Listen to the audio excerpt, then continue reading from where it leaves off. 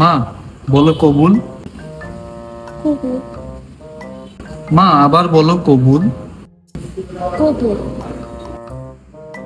মা আর একবার লাস্ট বলো কবুল। বলছি না কবুল।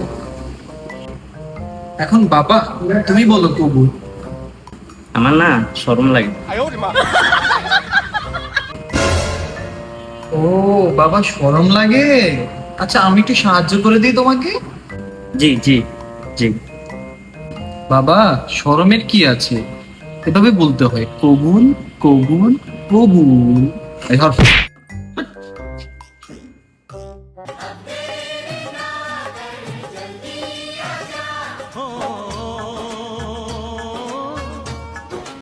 আয় হ্যাঁ, আমি একই দেখলাম।